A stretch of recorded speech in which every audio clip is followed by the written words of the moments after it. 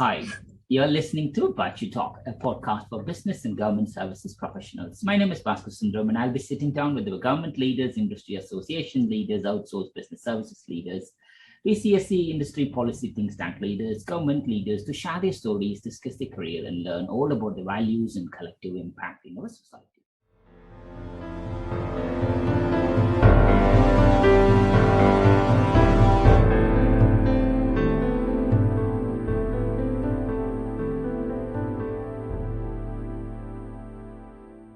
Today's guest is Neil Carberry. Neil was appointed as the Chief Exec of Recruitment and Employment Confederation in June 2018, having been Managing Director at the Confederation of Business Industry, leading the CBI's work on the labour market, skills, energy, and infrastructure. In 1999, Neil began his career in recruitment, working for the executive search firm Fraser Watson before doing a postgrad degree in human resources at the London School of Economics and joining the CBI in 2004. He's a Chartered Fellow of the CIPD and a Fellow of the RSA. He's a member of the Council of the Conciliation Service ACAS and a former member of the Low Pay Commission, which recommends UK minimum wages. A three-time nominee of the SIA Staffing 100 in Europe. He's also on the board of World Employment Confederation and the Primary Academy Trust in Oxfordshire. Neil is an RFA qualified rugby coach and is one of the 8,000 co-owners who made Heart of Midlothian, the UK's biggest fan-owned football club. And welcome, Neil, to Baachu Talk. Great to have you with us. It's a real pleasure to be here, Bhaskar. I'm really looking forward to having a chat. Thank you, Neil.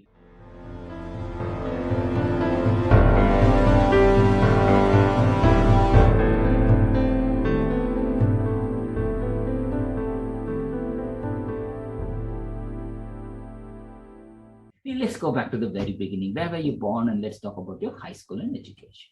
So I was born in northwest Edinburgh, in a bit of the city known as Drylaw. I was born in the Western General Hospital there, and I grew up in Edinburgh and Cumbernauld in Scotland. Went to school in both places. Cumbernauld is a classic Scottish 1960s new town, all concrete and rain. But taught me many things, including getting me into BMXing at an early age. And then, like many Scots, we followed my dad's career south when I was a teenager, and I finished my education in England. Went to university in England before starting my career, as you mentioned a minute ago, as a recruiter. Wow. So, any childhood memories of growing up in Cumberland? Cumbernauld was a funny place to grow up because it was a kind of urban, kind of concretey new town, but it was in the middle of the most fantastic countryside. So the two things I remember and really enjoyed was, one, because it was a new town in the middle of nowhere, we had loads of great facilities. We had a better swimming pool. We had BMX tracks, as I mentioned, all sorts of things that we could do. And the other thing is we were literally at the foothills of the Scottish mountains. So you could get out, you could get into the countryside in about 5 minutes from our house, which meant that with the light Scottish evenings, the thing I remember most is being able to stay out until about 10:30 at night in the summer in the countryside and then come home, which is a level of freedom that I don't think many kids get these days. I think many kids didn't have it back then.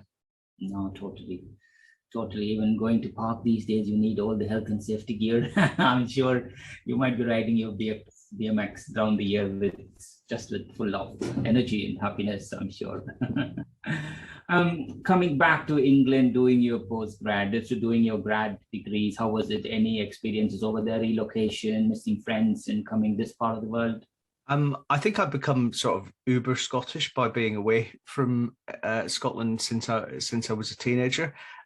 So I think it's a very, I think both my Presbyterianism and my Scottishness are important building blocks of how I approach things. I have a very strong sense of the morality of how things should be, and that drives why I work for a purpose-based organisation now.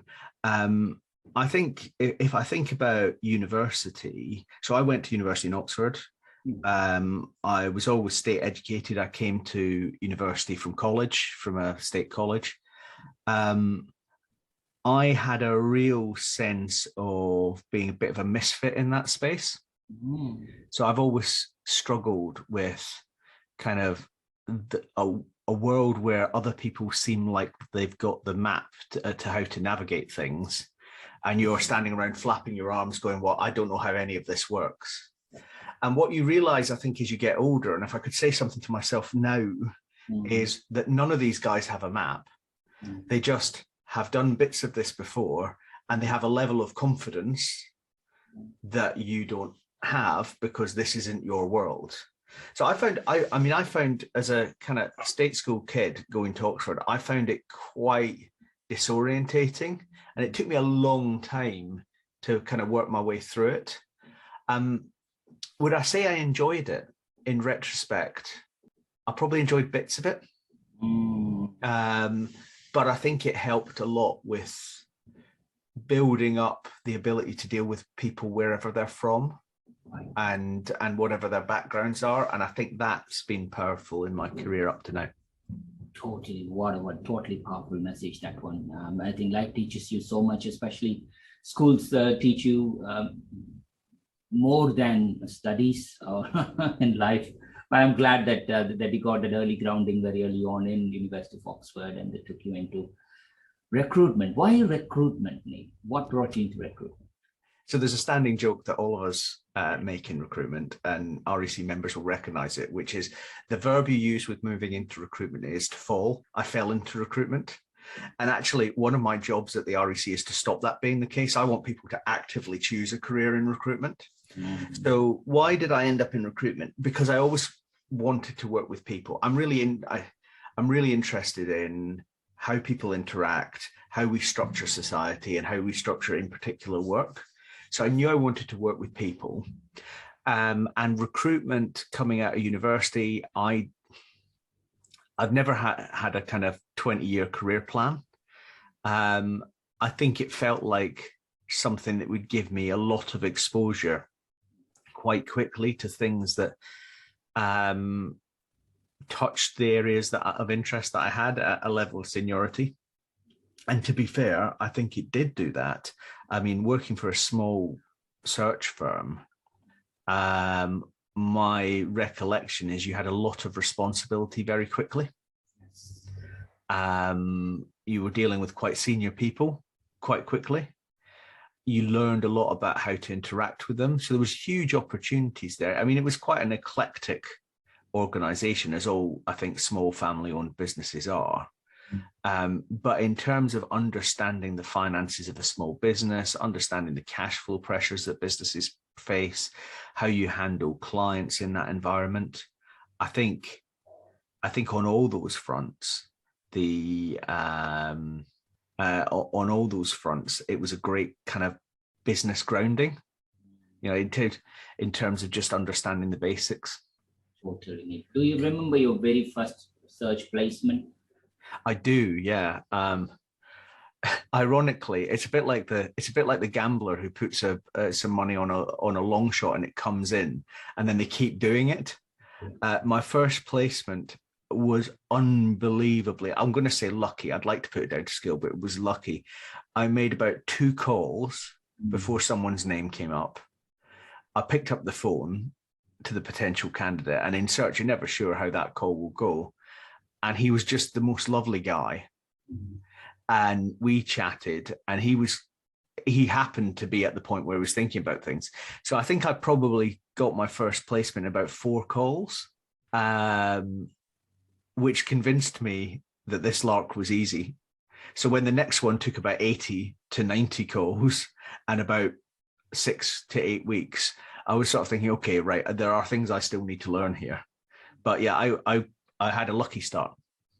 Got it. So over the years, you might have done hundreds of placements. Neil, anything comes to your mind, positive, interesting experience, fun experiences? I think there's a lot of chat about ghosting candidates in the market these days, candidates who, either recruiters who don't keep in touch with candidates or candidates who don't keep in touch with recruiters. I have lost one on placement day. And of course you bail when someone turns up and their feet are under a desk. And the lesson I learned is candidate care is client care. I think there's a bit amongst recruiters, there's a bit of a focus of, is it a candidate's market? Is it a client's market? I mean, I think it's always both. And in an environment where you need to service your clients, candidate care really matters. And it's not just about keeping candidates engaged in the process. It's also about understanding where they really are, because people will kind of tell you things that may prove not to be true. So a powerful lesson there early on in my recruitment career about sticking close to my candidates and trusting my gut as well, actually, because if I'm honest with myself, while that candidate had not said anything to me, did my gut tell me something was wrong? Yes, it probably did. If your candidates aren't phoning you when you expect them to, you phone them.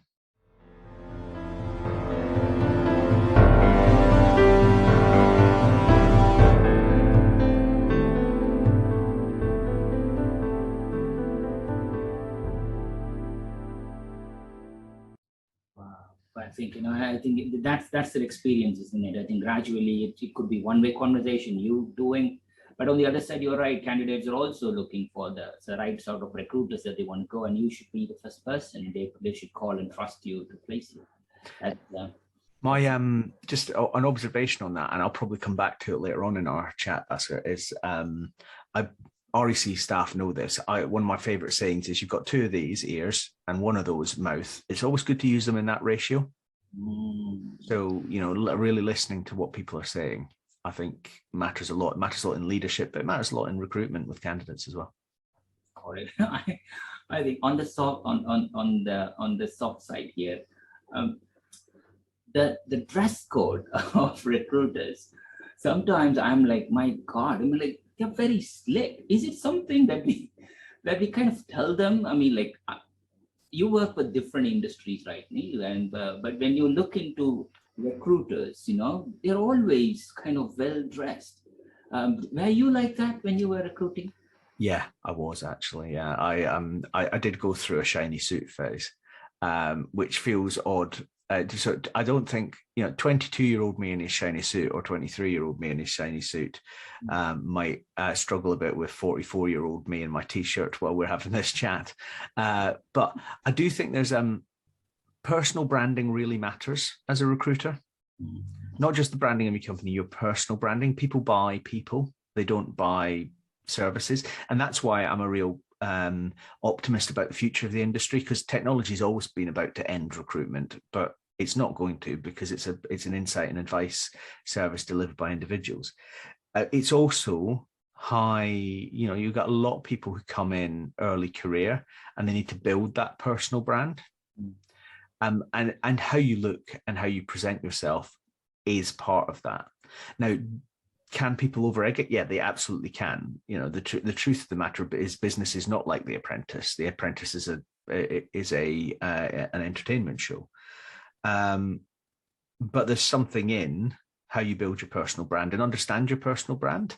And I think as you get a bit more experienced, two things happen. One, it gets a bit less shiny, so not everything has to be kind of super slick the whole time.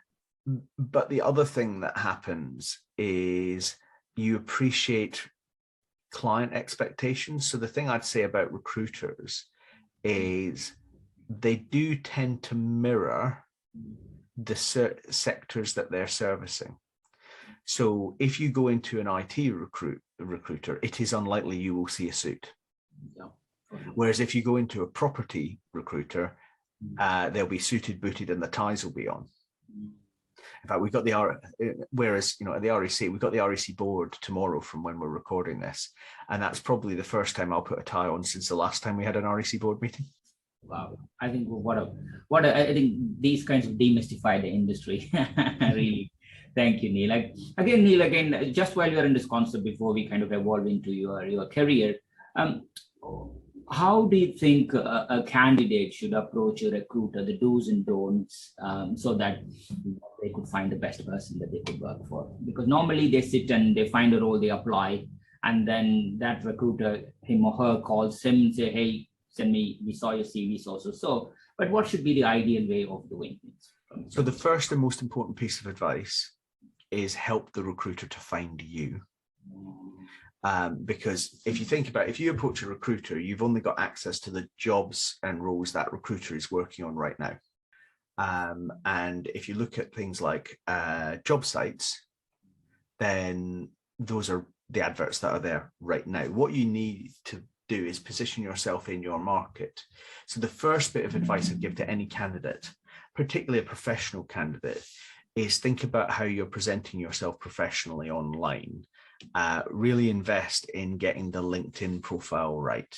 LinkedIn licenses have become a big expense for recruitment firms because what they're doing is trying to find the pool of candidates that match their specialism. So that's the first piece, which is get your online presence right, because that makes it more likely that your phone will ring or you'll get an email from someone about something. The second piece then is think about the nature of the job you want and who the specialist providers would be. Recruitment firms exist in niches. Okay, so if you are a recruiter in a certain field, and you can use the register on the REC website to find firms, you're going to want to go to a specialist firm for your for your field, because even if they don't have something for you now, they might have something for you in future, and you're effectively putting your hand up for it. And then the third bit is just remember that your recruiter, while they work for the client, is essentially operating in the field all the time. So build a good rapport and take their advice. They see what clients push through from shortlist to interview to offer. And they have the capacity to help you think about how you frame your offer. So they can help with a bit of your own brand management. And I think it's really across those three things, it's really important for candidates to think of themselves as a brand that they're trying to sell. Totally. And I think what a powerful message. There are different schools of thoughts on CVs, right, Neil? I mean, like, okay, your CV, should people read, spend like 5 seconds or 3 seconds? I know you might know the exact number. What should be the ballpark? Should be in the CV, and what do you think CV should say? So I think it's always important to remember, and I think a lot of big leaders in the business make this point. I think James Reed makes this point in one of his books. Mm-hmm. The CV is not going to get you a job offer. It's not there to win you the Nobel Prize. The CV is there to do one thing and one thing only, to get you to the next stage of the process. So whether it's a CV and a covering letter or just a CV, the most important thing is that you're covering off in there the things that will get you through. So I say do tailor to different jobs. Don't go long. I max a couple of pages. And then really focus in on the skills you want to talk about. So if I'm reviewing a CV, even just hiring for us, what am I looking for? Well, I've probably got a pile of 30 to go through. Mm-hmm. I have a really clear metric in my head of what we said in the job description. When I'm looking at it, I'm looking at where can I tick off the things we've said in the job description that feel like people have feel like there's enough there for us to want to have another chat. So keep it sharp, keep it focused on saying the right things, link to the JD, and keep it businesslike. There will be space around the edges for you to get a feel for each other. But of course, in written form, things land in the eye of the reader. So just keep it super professional, a little bit of outside stuff. So you mentioned a few bits of my non-work thing in the intro, and I think a little bit of that just gives a feel for what you do is good, but keep it nice and sharp.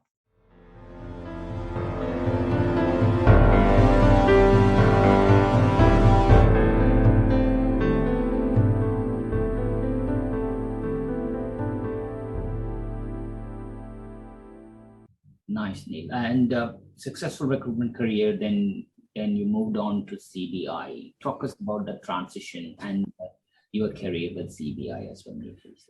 So I'm really interested in collective industrial relations, employee relations, as well as individual. And I'm really interested in how we structure work. And so after having done sort of 4 good years in recruitment, I wanted to do a bit more on that. So I went to the London School of Economics to do a course, which by the time I did it was called MSc Human Resources Management, but actually traditionally was MSc Industrial Relations. And my intention then had been to do what all industrial relations people want to do, which is tuck my tie into my shirt and go and work in a car plant dealing with trade unions. Mm-hmm.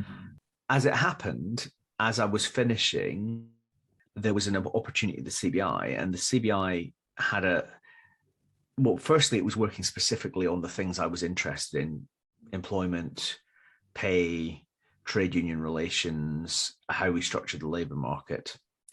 And secondly, of course, it was close to politics, and I've always been really interested in politics and policy as well. So those two things together felt really attractive. So I jumped in there.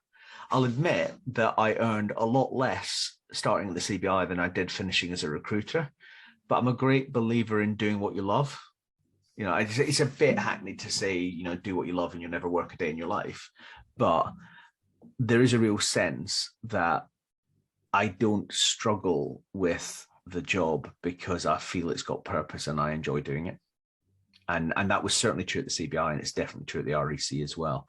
So that job at the CBI was really fascinating. Again, lots of kind of access early on to senior people in government and in business. And over a process of years, I basically just did progressively bigger things for the CBI. So I started out doing employment, and then I moved into looking after the CBI's government services contractor members. And then I came back to run the CBI's work on employment. And then in 2011, I became the director for all of the CBI's people-related things, picking up skills. We did some fantastic work on education at that time, in terms of trying to bridge the gap between business and schools and the different languages they speak about essentially the same thing, which I think has come a long way. There's been a real progress since then in English schools on things like careers. And so I did that for... by 2014, I was looking after all of the CBI's people-related things, working with the trade unions, working with government, working with members, leaning in on things like the tanker drivers dispute and supporting the companies in that case. And then from there, in 2014, was appointed to 2 government roles. One's on the Council of ACAS. And ACAS is, I mean, people know it as the people who resolve disputes, trade union disputes, and it absolutely is that. But it's also the source of advice to employers and employees about employment and employment rights, everything from mental health to health and safety to pay rights. You know, 1 million people a year call the ACAS helpline. So it's a really substantial piece of work, and stewarding that on the council is hugely important in terms of good practice across the UK. And I've just been appointed to a 3rd term on the council, so I'll do a full decade from 14 to 24. At the same time, I picked up an appointment, which I did 2 full terms of, on the Low Pay Commission. And again, that speaks to purpose and sustainability in work, because it's very easy to see the work of the LPC, which is sort of 3 people from the trade union side, 3 employers, a couple of academics in a chair, as a big collective bargain where the companies are where the business side is trying to keep the rate down and the unions are trying to push it up. I never saw it that way. I think the role of the LPC is to raise the minimum wage as high as possible without damaging minimum wage workers. And the differences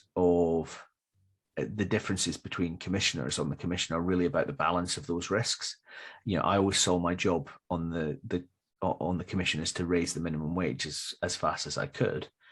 Now, you throw that into the last decision I made as a commissioner with my colleagues, which was the decision to slow the rate rise that was applied in April 2021. That was difficult. It was really difficult, but you know, preserving employment and preserving income for low-income families matters. And so those two things I picked up in 2014 alongside my work. And gradually at the CBI, I was doing more as well. So I was picking up things like energy policy, things like public services policy. And by 2017, 2018, essentially, I was running the CBI's UK policy platform, which was a really lovely place to be, actually, because I had lots of policy, and the policies that I didn't have were either trade or Brexit. And I'd never had any interest in running the CBI's policies on those things. Don't know why. Well, I do know why. They were bun fights, but I had a fantastic 14 years at CBI. But you know, I think everything comes to a natural end. Totally. What a beautiful journey that one from 2004 to 2018. I think you as a person evolved from being a recruiter. You started with the people element of it, and you evolved into something bigger. That's brilliant, Neil. And then finally becoming a managing director, running the overall UK operations, and so on. And also, you know, positioning yourself for both ACAS and also for the Low Pay Commission. I think working in industry relations, what you studied, to actually, in reality, what's happened behind. Thank you for sharing all these things. Entry to REC, how did that happen? So my predecessor, Kevin Green, phoned me up to say, do you want me to throw your hat in the ring? Which shows a vote of confidence. And I said yes. Why did I say yes? A couple of things. I think the REC was one of the jobs that gave me the capacity to do what I wanted to do. And what I wanted to do was to become a leader of purpose-based business organizations rather than a pure employment specialist.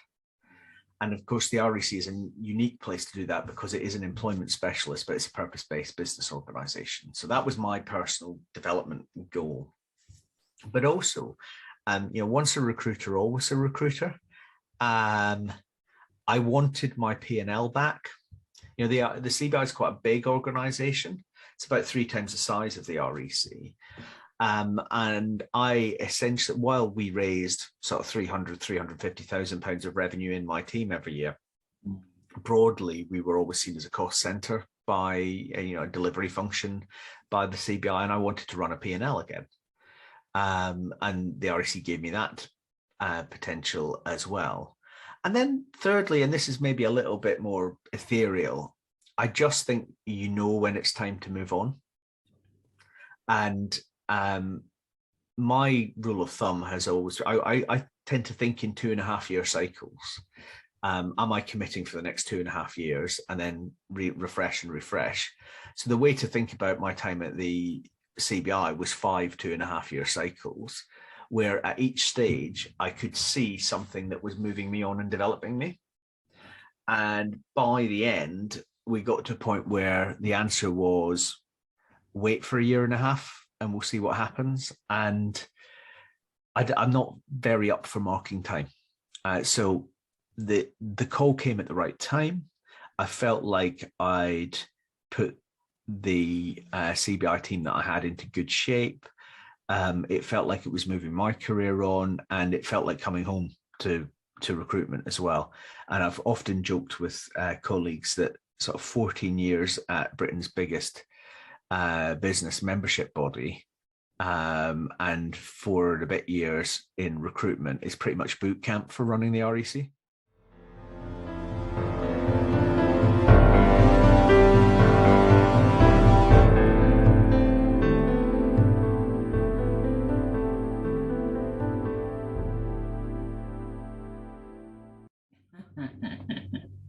Totally, totally. So joining REC in June 2018, within like 16, 17 months, you had COVID and the whole world started to flip around. So talk us through the world before COVID and now during COVID. I wish one day we all can say after COVID, but we are still in it. So talk us through your role so far. Well, I'm sort of hoping that we're getting through it. I actually have travel in my diary in March for the first time in a long time, which I'm hoping will stay there. Yeah, it's fascinating because in sort of 4 months' time, I'll have been chief exec of the REC for 4 years, and it feels like I've had about 18 months of normality. And in some ways, the most important thing is even at the toughest moments, March 2020, when kind of REC members' whiteboards with their orders were just dropping off a cliff. Nobody knew where the bottom of this slowdown was. People were really worried, is to stick to your values and to the direction that you're setting. So when I arrived at the REC, what I found was an organization with some significant strengths and a few hurdles to jump. Significant strengths, it had a really deep well of love and support from its members. I mean, by comparison to many sectors, the REC's membership and penetration of its sector as members is hugely high. It's about 80% of the market by turnover. And that gives us a real platform of support. But what members would say to me, and I think people internally reflected, was that the REC was a really good 20th century professional body and trade association. What it wasn't was a 21st century one. So we lobbied, we didn't campaign. Our digital offer was pretty basic and quite difficult to navigate. Our tone of voice was quite academic. And certainly didn't resonate with the tone of the organization. Our governance was pretty unwieldy. So we had 65 members of staff, and when I arrived, we had 25 full Companies House directors, directly elected from the membership. Now, I'm a big fan of member ownership, and I often say to audiences of our members, the REC is not my organization, it's not the chair's organization, it's your organization. We're here to serve you. But we can be member led without being member run. And actually most members are not interested in running the REC. What they want is the REC to deliver on their needs around business growth, around representation, the standing of the industry, and how we make it a career. So we stop using that verb to fall into recruitment, and around standards and holding the industry to high standards. So it felt to me like there was a lot to do when I arrived that was about the engineering, building the platform for a 21st century REC. And over the course of my first 18 months, we revised the tone of voice, we rebranded the organization to look and feel more modern. We redeveloped the website to allow members to self-serve for important things more. And of course, that took weight off our phone lines, which was super important because we launched a new website in early April 2020. So we went live in the midst of the depths of the pandemic, and what of course it enabled members to do at a time when we were having huge volumes of phone calls was to find information without having to wait for our team to get hold of them. Because simultaneously what we were trying to do was deal with huge incoming volume at a time when our previous system for dealing with phone calls, which was people at a desk in our office, was no longer functional. And we had to scramble quite fast to find solutions to serve members effectively, but we did it.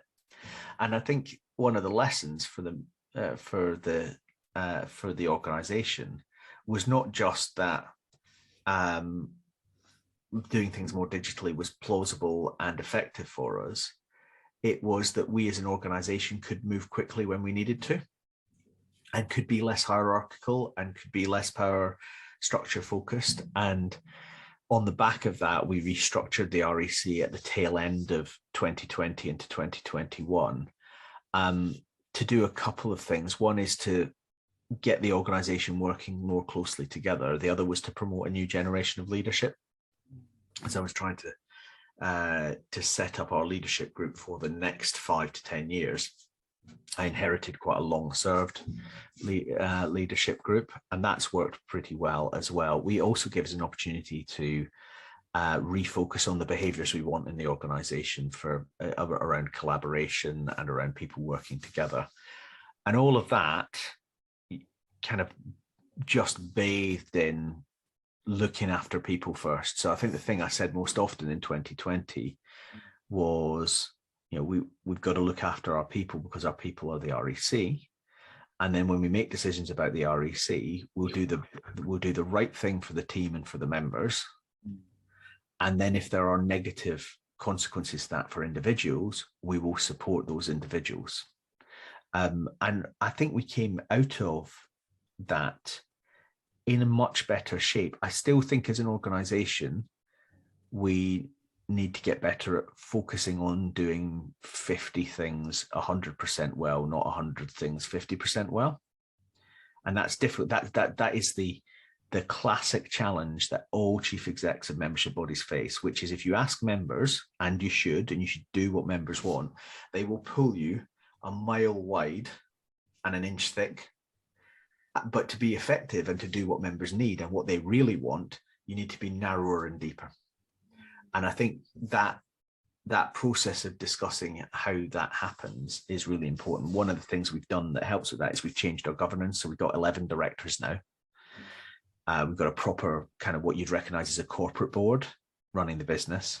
We're still talking to large groups about what the REC should do, but we have a decision-making structure internally that allows us to narrow that down much more. And we're encouraging our staff to help us narrow that down and do the things that work really well.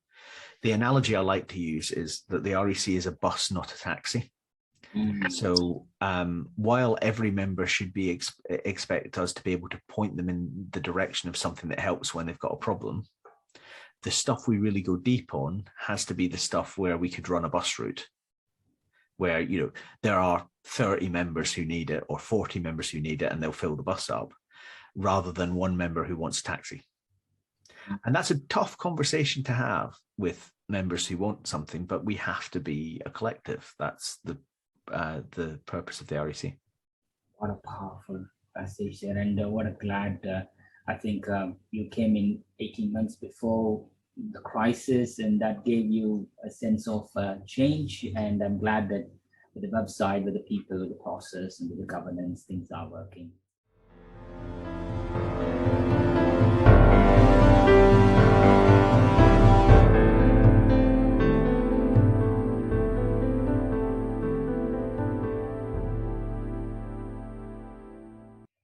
You did mention March 2020, suddenly members felt things went down, but now the so-called the Great Resignation or the other things related stuff that's happening, is it real, Neil?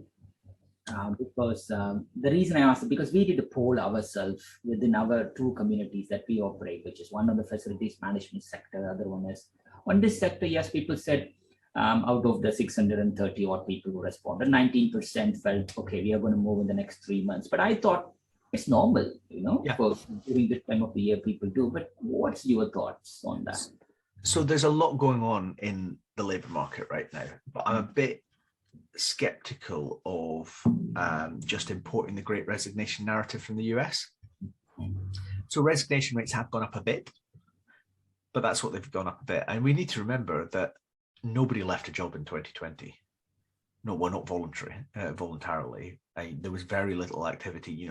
Permanent recruitment in our numbers halved in 2020. It has had a big recovery since then. So there's a sort of a dam where people who are ready to move have been kind of held up behind the dam, and the dam is the pandemic. And as the pandemic diminishes, then people will start to move. So we will get a bump in resignations. I think there will be a bump in resignations in the UK through the summer and into the autumn. But I think that's probably just the wave of things that would have happened in 2020 and 2021 anyway. Where I think there is something much more fundamental is that employees are much more willing to discuss conditions now and the conditions under which they want to work than before, and they are willing to move for the right conditions. And we're definitely hearing that back from recruiters right now. So if you're an employer, you need to be thinking about, yes, absolutely, what can I pay in a tight labour market? But also, if you run a factory, how am I doing my shift scheduling? Are the loos clean? Do I have is the cat food in the cafeteria good? And if you're running in professional services, what's my approach to hybrid working? When can people work at home? When do I want them to together? What support can I offer in other areas across both, for instance, on mental health? So it's a much more complex picture. And where the tightness is coming from in the British labour market is not kind of just people moving around. It's from people who have stopped working and are not looking to work. Wow. So my message to companies right now is, yes, there's a bow wave of some resignations and people moving around. I don't think it's the challenge is the great resignation so much as it is the great retirement. So the stock of labour in the UK certainly is getting smaller. My favourite stat is that there were 50% more babies born in 1964 than 1977.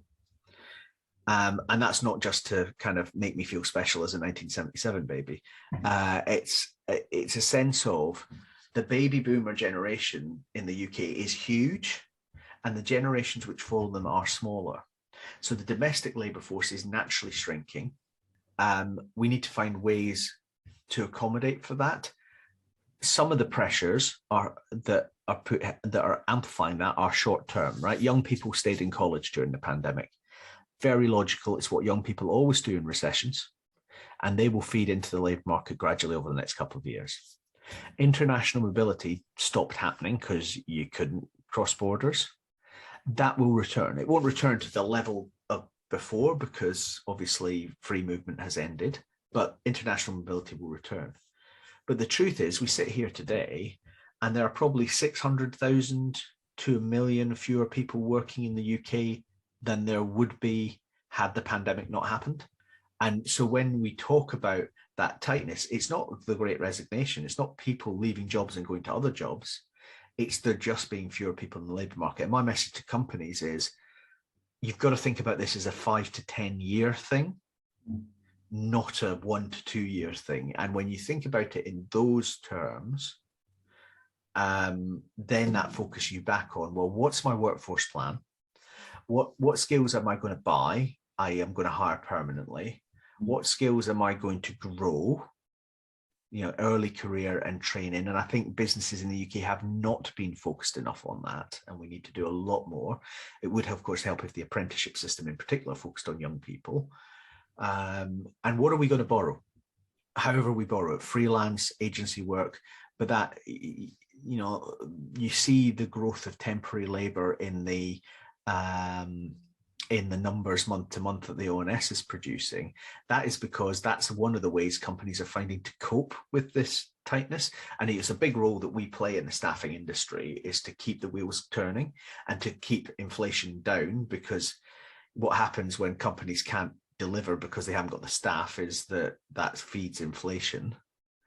I think that long-term workforce planning function, much more commercial, much closer to the line, not left to HR, although HR are big players, is really important. And it comes down to, what's your offer as a company, both to recruit people and to retain people? Because I think will be for good people, there will be good opportunities in the British labour market regularly over the next 5 to 10 years. And you've got to have a reason to keep people. And it's about how people feel. Thank you for sharing that, Neil. I think, there was a lot of talk, but I know there was some tightness, but thank you for explaining how the tightness arrived. As you rightly said, when there's a shortage of the permanent market, the industry tend to go with the freelance market, but we also had this IR35 and the other things that happened recently. Did people that made freelance community who didn't want to go for this IR35 switching into permanent career just to safeguard their jobs, did you find any interesting things happening around introduction of IR35 and how both the industries and the freelancers reacted to it? So I'm slightly tempted to, I can't remember whether it was Mao Zedong or someone else in the 20th century who was asked what they thought of the outcome of the French Revolution. And the answer was, it's too early to tell. And I think with IR35 changes, it genuinely is too early to tell what the effects are. I've definitely seen some evidence of contractors choosing to step back, and particularly later career contractors just drawing stumps and stepping out. We've some evidence of some people moving into perm roles. We've seen some people move into payrolled temporary roles. What I am concerned by right now is that there's not a regularity of practice on how this is all being applied, because what has happened is the interpretation has changed, but government has not yet done the regulatory things that need to happen to make the system work effectively, thinking about how we regulate umbrella companies, for instance. And so a lot of the pressure that the REC is putting onto HMRC and to BEIS right now is, how do we make sure that we're really clear about what these rules mean and that they're rigorously applied and enforced? Because I think then in that environment, companies who play by the rules aren't damaged by those who don't play by the rules, and individual contractors have choices about the nature of the jobs they take on. I do think contractor demand is going to change. I think you'll see a lot more of freelancing genuinely feeling like freelancing. People might change what they're doing more often. There was a trend towards having people who were outside IR35 working for long periods for single clients, and I think that will step back. But I think in a growing market, probably the contracting market can support that.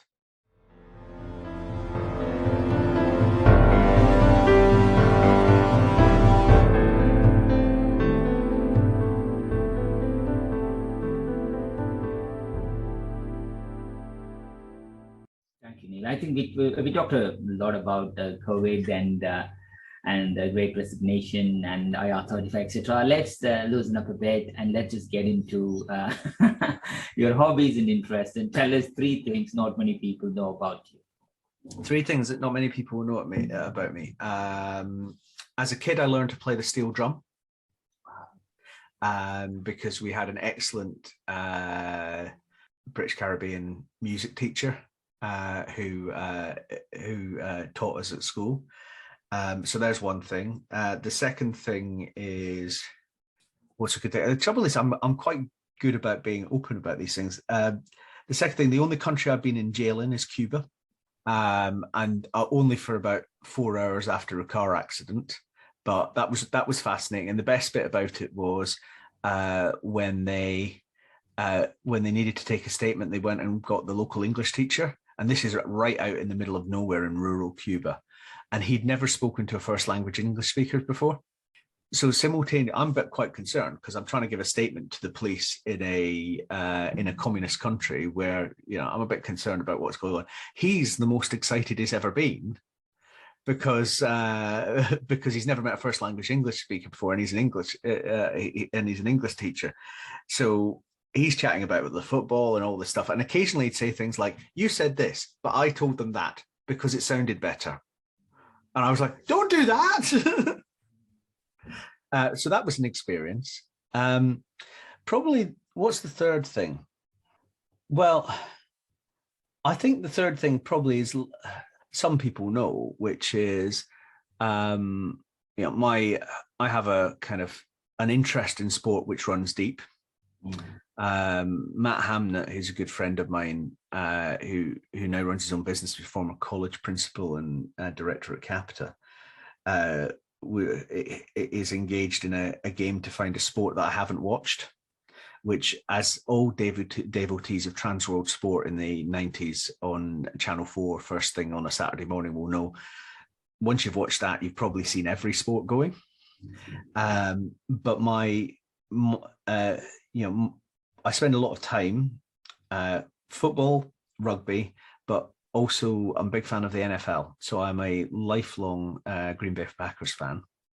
And one of my productivity hacks is that between September and January, I get tons done on a Sunday night because I can put the iPad on with the NFL on and just fire through and set up my week on a Sunday evening.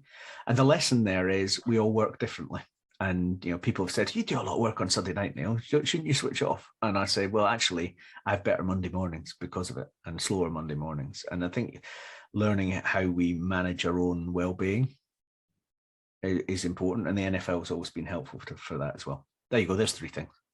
Perfect, Neil. Thank you so much. I think what 3 amazing things. I'm already a BMX driver and a rider, and all the way to drummer, to Cuba. Cuba wasn't, but thank God that you came out safe, and here you are talking to us. And then about the sports, which is great. And talk us through about being one part of the 8,000 co-owners to the Heart of Midlothian Rugby Club as well, please. So there we go. I'll show you my mug, which has the Heart of Midlothian badge on it.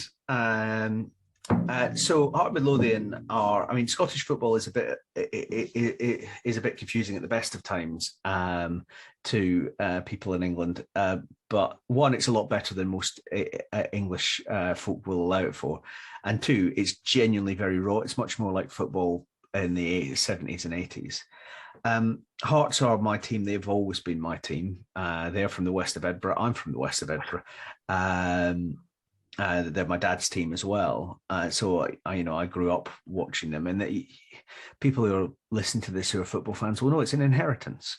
It's not actually about winning. I don't understand people who support Manchester United or Liverpool or Manchester City or Chelsea, unless they've supported them for a long time, because it must be boring if your team wins every week. I like the misery to a certain extent. So Hearts have always been, I think it's fair to say, the 3rd biggest club in Scotland and the biggest in Edinburgh. And because of the nature of Rangers and Celtic, that means occasionally we win things, but it's very occasional. And the temptation is always trying to try and compete a bit too much with the big guys. So over the course of years, the club built up what by English standards would be quite a small debt, but by Scottish football standards is an enormous one, and almost went bust. And what we did to save it, and I have to say that I'm a mere foot soldier in this army, is put together a foundation where we all put a certain amount in each month. And we use that money first to buy the club, to rebuild a portion of the stadium, and now we're using it to deliver working capital. And what that's done is it's enabled the club to compete in a new way. And the joy of it is we know the club will never be sold to someone who won't treat it well, because the level of votes required to sell the club to anyone is enormous. We know we have security of tenure over our ground and our space. And I think what's really important is we've also acknowledged that fan-owned doesn't mean fan-run. Ironically, very similar to the kind of the conversation we had about getting the balance right at the REC earlier. It's for the management of the club to decide, if we have a bad run of results and the manager gets sacked, we're not going to have a fan vote on that. We're not going to have a fan vote on who plays in the team. But what we have got is we've got the back of an institution that's doing powerful, good work across the community in Edinburgh, and really focused on kind of serving the community that built it. And I think more of that in sport, and lots of community sports clubs do that across the country. But I think more of that from professional sport it will be hugely powerful. Totally. I think wish you and everybody at Heart of Midlothian all the good luck and success. So coming back to following up with your hobbies and interests, I know football, rugby, and you also follow NFL. Anything else that you do, Neil? I'm a big historian, so I read a lot of history. I'm currently reading Mark Morrissey's excellent history of the Anglo-Saxons, which when anyone asks me about it on the train, I say, well, as a Scot, I have to understand the mind of the people I live amongst. So it's a good early history of England. So I'm very kind of focused on history. I think it comes to the study of people again. So I enjoy that, and heavily involved in our local academy trust as well. Both of my kids have been through the trust that I'm on the board of. And that's given me a really powerful insight into what it is to lead a public service in a moment like this, both in terms of getting through the pandemic and the work our heads have done on that, but also more broadly in the context of school funding and the challenges that many schools have had over the last 5-6 years about making ends meet. And I think it's given me a real sense of the need for us to turn up the volume on supporting our schools, especially in an environment where we know the labour market's tightening. Our young people are our future talent base. And I think probably we rightly talk a lot about the NHS. We probably don't talk enough as a nation about the challenges our schools face. Totally. I think well said, especially the kids and the teachers who have to kind of go through the educational system over COVID, and online classes wasn't the easiest. And that's a well said point. I did some genuinely terrible primary maths teaching, Baachu, during the third lockdown. I mean, genuinely, I think the whole process has given a whole nation of parents an understanding of what a professional and skilled job being a class teacher is. 100%. I mean, you totally freaked out many parents, including me and my wife as well. It's just like, okay, you know what, in the past, you just send the kids and they come out from the school. All we need to do is little homeworks. But today, we need to do the heavy lift ourselves at home. And the teachers is just giving us, do this with your child. I mean, like when the plate flipped, totally the respect for the teachers went really up. And I'm glad that you are also part of the trust and giving back, seeing it to the much top end as well. That's great.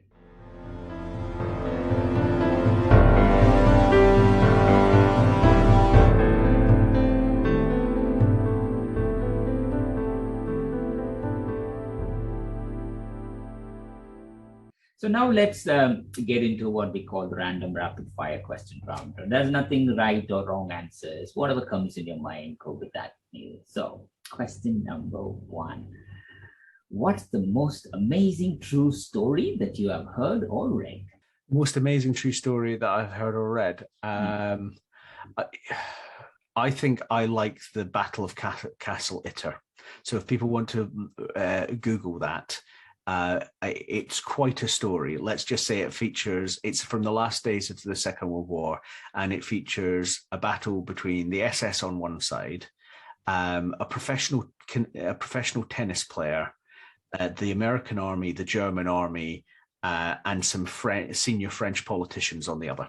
Oh, wow. So it's a genuinely boys' own adventure stuff, but it was the first thing that popped into my head. So you Google the Battle of Castle Itter and have a read of that. It's quite impressive. Wow, definitely, totally amazing. And what movie or book character are you most similar to? Oh, that's a challenge. I don't think I've ever thought of myself in that way. I tell you who I'd like to be. Mm-hmm. I'd like to be Captain Jack Aubrey from if you've seen the movie Master and Commander, or read the books. He's a 19th century English Royal Navy captain, and why do I like that? I like a bit of swashbuckle, and I've always felt that in a previous life, that's what I would have wanted to do. I love being at sea, and that I'm not sure how like Aubrey I am. Probably not very much, but that's if I'm giving myself some good framing, that's what I'd go for. Why not? Why not? Totally. So, what do you get every time you go for grocery shopping? Every time, fizzy water. I have an absolute addiction to the stuff. Got it. My children would love your name. I think that's what they always ask as well. Yeah, well, you see, I'm of the generation that grew up with soda streams, but apparently I'm not allowed fizzy milk these days, which is, of course, what you always do if you have a soda stream. That you did mention about your love of water and that big map that you have behind your desk where you're planning to travel to meet your REC friends. So outside that, if you could visit any place in the world right now, where would you choose to go and why? This is probably an impolitic question because we're recording this at a time of some tension, but I have always wanted to travel across Russia. Oh.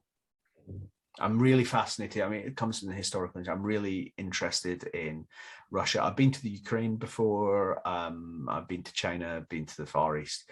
But I've always wanted to travel across Russia and just understand it better. Totally. I think the perception of what we think from here, reading from media, to what could be there might be really, really different. I've been the ones, it's I loved it. Leave it to the listeners, and once you travel, Neil, you will know yourself. Yes. So, Neil, I know you are into history. So, if you are, in addition to the captain that you mentioned just now, if you are going back to the history, which part of history would you like to be traveling to, and why? I think I would have liked to have seen the last years of the Roman Republic. I'm not sure how long I want to hang around because it was quite bloodthirsty. But I would love to see the glory that was Rome in the 1st century BC. I nearly said something more medieval, but as Terry Pratchett said, the 14th century was a bit awful. Probably nicer to be in Rome. Why not? Totally. So, if you were to write a book about yourself, what would you name it? Undercover Scotsman. That's nice.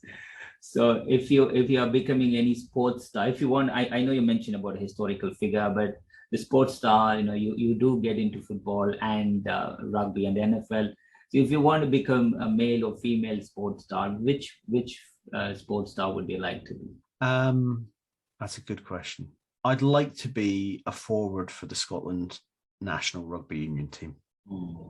That's what I'd like to be. I won't pick one because I like them all.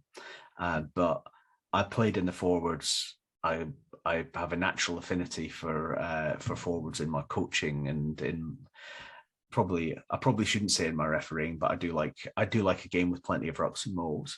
And yeah, Scotland as a team, when our forwards play well, we play well. So yeah, I'd love to have the chance to do that. Sadly, I discovered at about 10 years old that I was not I was not on that path.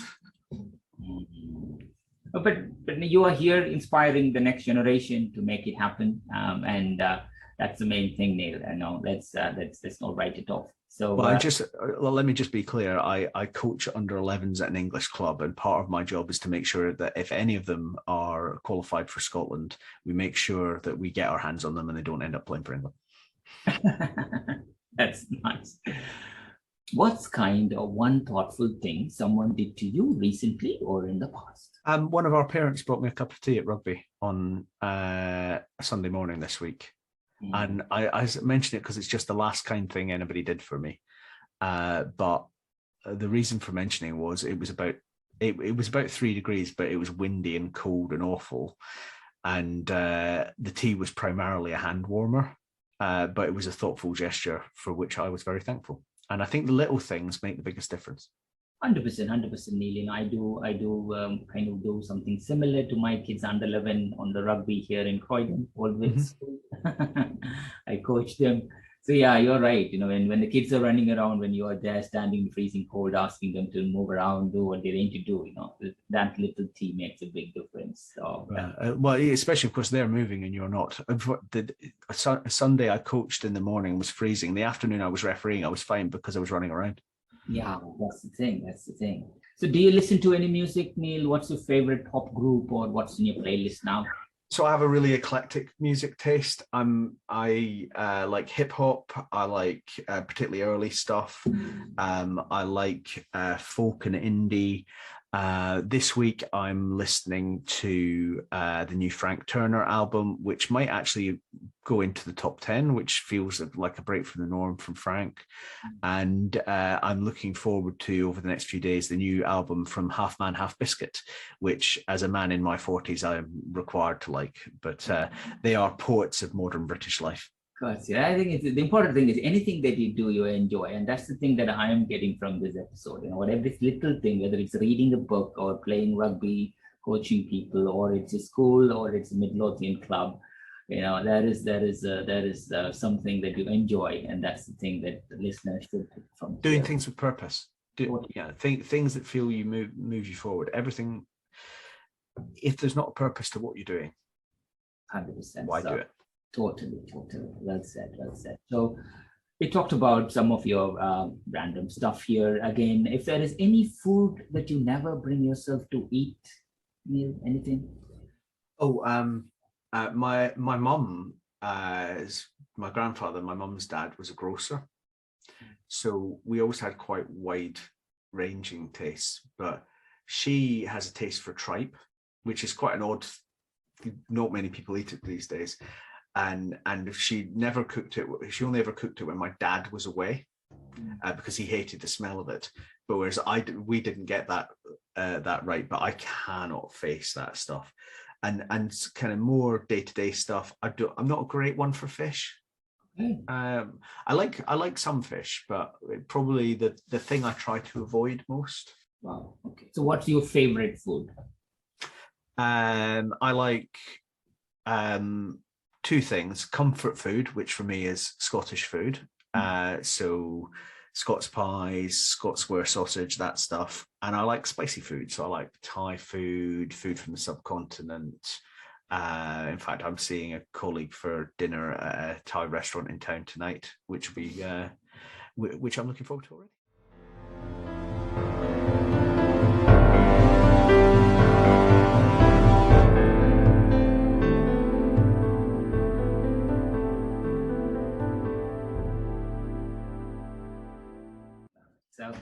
So who are the people who have been the most influential in your life and career? I had a particularly influential teacher at college who kind of pushed me to apply for Oxford, a guy called Dave Ferraro, who sort of shaped how I approached what happened after school. I take a lot from my parents, and I think the kind of, I mentioned my Presbyterianism earlier. I think that kind of work ethic piece is big in my makeup. And then later in my career, actually I found it to be the people who I've managed to forge really good peer relationships with that have pushed me forward the most. If I picked one of my directors general at the CBI, I think I learned a lot from Richard Lambert, particularly how not to write, considering he was a former editor of the FT. And I think I've always been blessed by having a mix of male and female managers. Mm-hmm. And I think that's helped me understand the different ways in which you hold power. My current chair at ACAS is a lady called Claire Chapman, who was also my colleague on the Low Pay Commission, former Group HR Director of Tesco and BT. And observing her, I've learned a lot about holding power lightly and encouraging others. I think those are important things. I think the first rule of leadership is it's not about you. The second rule of leadership is it absolutely is about you. It's about what you do to make it not about you. And that seems to me to be the bit that we all struggle with day to day, is just kind of making sure we always remember our job is to help other people perform better and not to do it all ourselves. So at family, home? So I've been married to Alice for about just over 20 years. We have two kids. Rowan is 14. Tom is 11. I struggle with getting them to do their homework, as every parent does. But we are a happy little crew. Probably a little bit less adventurous travel-wise at the moment than I would like to be. Not just because of the pandemic, but because of the stage we're at. But I think hanging in there together. And I think broadly the pandemic was in terms of family relations, was a drawing together moment rather than a getting on each other's nerves moment. So that was that felt like we survived quite effectively. Totally. I mean, my wife used to say that's the longest she has seen before we got married, because normally take my bag, go to my work, come back in the evening. But when we all were locked down, all four of us, I have two boys myself, and 11 and 9, and it was they have homework on this side, you have laptops and having calls and whatever you do on this side. It's a fascinating time. Yeah, and I think motivating kids, both teenagers and teenagers, is an art, and I'm not sure it's an art I've yet mastered. I think if you can't do it, then definitely I can't even try, Neil, because considering you coach rugby at a it's what all teachers say, is they controlling the class is easy by comparison to doing it with their own kids. When your mum and dad, you're the safe space, you get all the worst behavior, you get all of the acting out. In our professional lives, it's much easier. And I have to say, my son, the under 11s rugby player, is a lot more amenable than my son the rest of the time. So you do notice it, yeah. I think that's, and then you're just putting a lot of things into my perspective. I'm sure listener will agree to that as well. So that's great. So what's the best piece of advice you have received and from who? Carolyn Fairbairn gave me 2 pieces of advice when I left the CBI of DG, both of which are good. One is, go with your gut. You'll usually know what the right thing to do is, so trust yourself. And the other was, don't believe this first 100 days stuff. Just get it set up for what happens next. And I think those are both sensible. And they're the antithesis of a leadership style, which I think we see rather more in politics now than we do in business, which is the kind of never apologize, never explain, kind of power-driven thing, which I think rightly is beginning to dissipate in day-to-day life. And I'm hoping will begin to dissipate in our politics. It seems to me the mark of intelligence to change your point of view when the facts change, not a mark of weakness. And I think that developing greater maturity about that in our leadership and in our political debates is going to be really important. Totally. Beautifully said. Beautifully said. So, in addition to what the DG of CBI said, what advice would you give any leadership aspirant or any recruiter wanting to pursue a career similar to yours? Another bit of advice from one of my excellent female bosses over the years, Katja Hall. The experience of being a leader is 70% buttoning your lip. 70%, it's letting people find the path, letting them discover what the right thing to do is, and occasionally letting them make mistakes that are mistakes, but you've got some fences around to prevent any contagion. And I think that's right. I think there's a piece around making sure that you are focused on the things you need to focus on, and that is the kind of long-term direction, the purpose, aligning the actions in the organization to that, and not the kind of the day-to-day stuff around individual decision making, because for people to feel empowered to make decisions, they have to feel like the organization wants them to make those decisions. And if you're making the decisions, no one else ever will.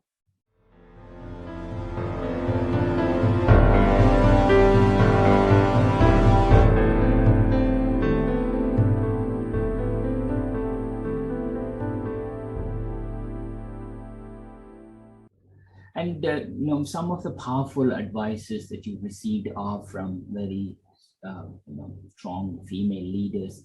Are you finding more and more diversity happening at the top of the boards and also at the different levels of the community, or is it still like 80% of the leaders are males and 80% of the doers and certain are still females? I think we've come a long way. I do think that there are still some challenges. The route to the boardroom in business in Britain, because there are really only 2 exec board seats, comes through finance, and therefore making sure that we have a strong flow of female finance leads is going to be important to maintain that. But we've made huge progress in terms of boardroom diversity. I think the thing that occupies my mind is that the areas where we've made most progress, and I would identify in particular gender and sexual orientation, are the areas where diversity exists within the power structure. So when I'm feeling cynical, I'll say it is actually conceptually easier to have gender diversity in a board where what you're doing is putting the mothers, wives and sisters of families where the brothers, fathers and sons have been on the boards for the last 200 years onto the boards. Likewise, it's easier to have someone from that group who is gay, where someone from that group who is straight has been on the board for years and years and years. I think the real challenge comes with genuine inclusion, which is much broader. And I'm thinking particularly about ethnicity. I'm thinking about, to a certain extent, disability, but certainly about socioeconomic diversity as well. So the challenge is we've made great progress on some aspects of diversity and leadership. We need to do more to draw genuine inclusion up through our organizations. And this is a battle that will go on for years and years. But I think we've made some good progress in the last few years in the UK, particularly on gender diversity in the boardroom. But I don't think there'll ever be a point where we can kind of put down our tools and say everything's done now. I think the challenge is it's an infinite, the Simon Sinek thing, it's an infinite game, not a finite game. We need to keep working at it. I mean, thank you for the honest appraisal on that. I think definitely, it's improving and it will continue to improve. But as you rightly said, sometimes when we put these metrics or some standards on it, it does get manipulated for various reasons. But end of the day, it's happening, and people are getting more and more choices compared to what it was 20 years ago, 30 years ago, when I see most of the leaders whom I interviewed when they started their career, who are currently in the 60s, they were just being projected as a glorified administrators where they have to break out their barrier. And now today you see a lot of leaders in there. So that's great. So thank you for sharing, Neil. And I think now at the very end of our podcast, what's something that you're looking forward to in the immediate future? What is something I'm looking forward to in the immediate future? I've got a few days off next week, so we're going to go down to Devon, which will be nice. So I'll look forward to getting out and about, and I like walking down by the sea. On just after Christmas, I did a sort of 25-mile hike from Oakhampton to Tavistock and on to Gunners Lake across Dartmoor. Unfortunately. And this is the challenge with having a busy job. The day you walk picks itself. You can't wait for the weather forecast. So I did the whole thing in the teeming rain. But the joy of that was I was out on my own for sort of 20 hours resetting, and hardly saw another human being. And I think the lesson there is we all need a bit of light and dark in what we do. So I'm looking forward to next week because I'm going to see some family in Devon. We're going to have a nice time with the kids, but I'm also going to find 2 or 3 hours just to do something for me. And I think as leaders, we forget to do that too often. We forget to recharge. I wish you a very, very happy, fulfilling next week, and also any other breaks that you're going to have, Neil. And also at the very end, is there any part of your life or career, or is there anything else you would like to share to our listeners before we close the episode, Neil? Oh, I think I've probably said plenty. My message is always about purpose and care and being human first.